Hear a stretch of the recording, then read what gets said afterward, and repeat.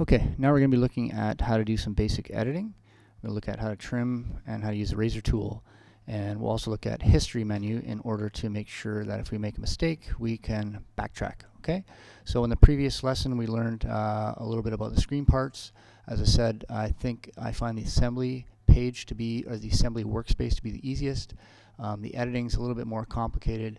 It gives you this extra window, but I don't think you really need it. I'm just going to go to assembly. Just want to talk about a couple things up here. So in your browser, remember the browser allows you to find your files. Okay, so I've got these 6 video clips in my browser that I can bring into a file into my project. But over here in project, so these are things that I've already done. I brought them into my project. Okay, and so this is something that's already exists, and they show up here in project. Okay. So what I'm going to do is I'm going to get back to my view here. So I'm going to open this up, and I'm going to open this up a little bit. Okay. The one thing you'll notice when you open these up is we're going to get a few more tools here now. We're going to get keyframes for video and audio, and those are going to be important later. We also now get this little line for the opacity for our video. My mouse normally is this white mouse. That's your selection tool. Okay, that allows you to click and hold and move something around. Okay, sometimes there's these little lines like this one. We can click and hold, and it will pull the opacity down. If you notice that, it's making the video darker. Okay, so I'm just going to push that back up, and the video looks back to normal. Okay, down here for audio, if you actually obviously white arrow, you can click and hold and move it around. But if we go to the middle, there's a little line here for our volume level, and we can click and hold, and we can move our audio up or down. Okay, up is cool.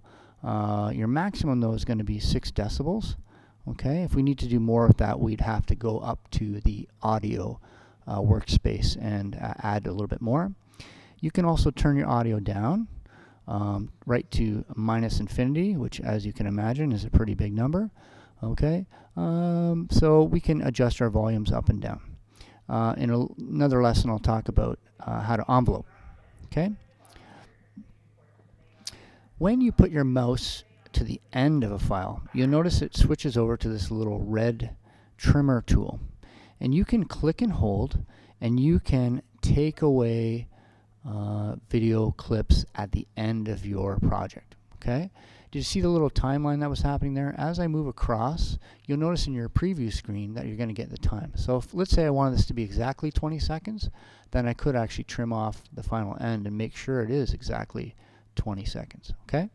The one thing you'll know is if you pull this over this way, it's going to stop at the point at which the video ends. Okay. You can't make this last longer unless we do an effect.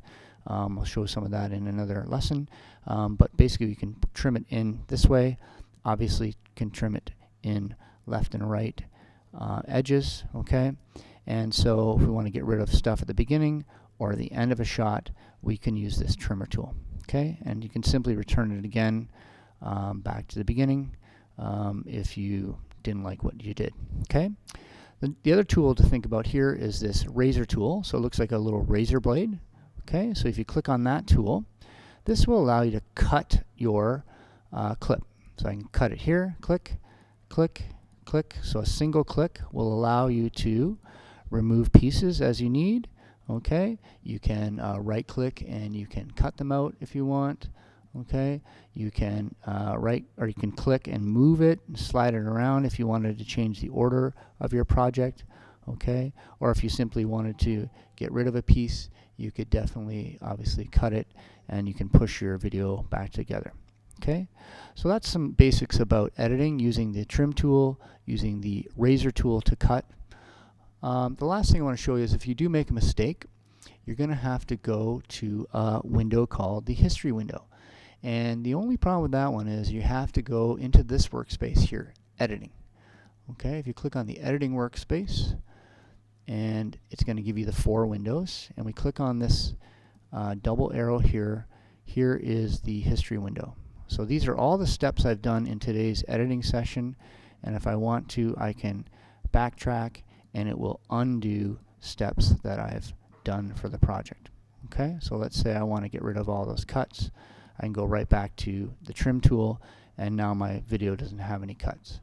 Just going to take a quick look up here and see if the history menu does show up. So it's got all panels. I don't really know what that's going to do. Oh, so it's going to open up every panel that's possible. Okay, it looks a little messy to me, so I'm just going to go back to the assembly once I'm done my history. Okay, so the history menu, you have to go to editing, and here's your history down in this one. Okay, and we're going to be off to the next lesson.